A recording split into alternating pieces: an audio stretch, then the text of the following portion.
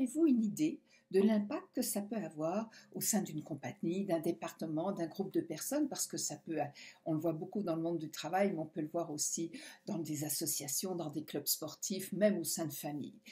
C'est très important et il faut que vous soyez vigilants parce que les conséquences peuvent être lourdes et durables.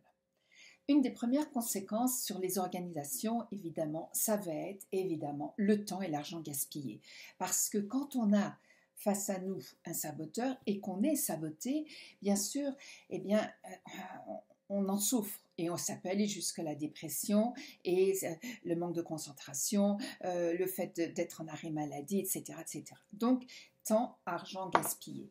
Il va y avoir une baisse de la productivité. Pourquoi? Parce que ça crée une mauvaise ambiance. Il y a une tension, il y a une rivalité, il y a une pression et le climat de travail, forcément, en est affecté.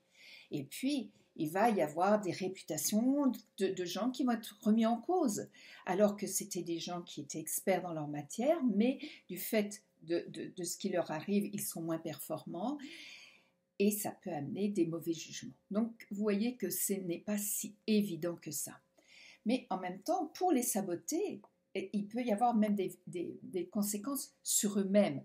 Par exemple, sur le plan physique, ils peuvent vivre des problèmes de sommeil, avoir un seuil d'anxiété élevé, avoir souvent des peurs, une fatigue physique non justifiée, de l'angoisse, déclarer des maladies. Vous voyez que le spectre est large.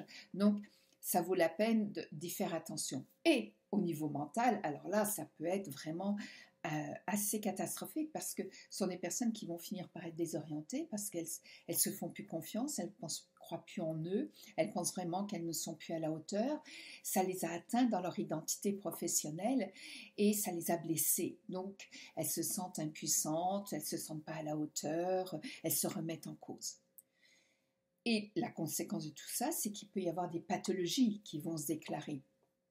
Certaines personnes vont utiliser des béquilles comme l'alcool, les drogues, les médicaments.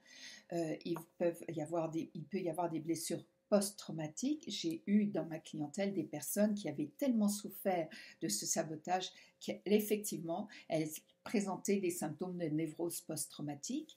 Il peut y avoir de l'épuisement professionnel, du burn-out et en dernier, la dépression. Donc, c'est vraiment lourd et c'est grave. Et au niveau du rendement, bien évidemment, si vous êtes fatigué, si vous ne croyez plus en vous, si vous êtes désorienté, ben, vous avez de la fatigue psychique, vous avez de l'intolérance, vous avez de la déception en vous-même, un sentiment d'échec et que votre rendement en souffre. Donc, vous voyez que ça n'est pas anodin, ça vaut la peine de s'y pencher, ça vaut la peine de réfléchir à tout ce que ça représente et à faire le nécessaire.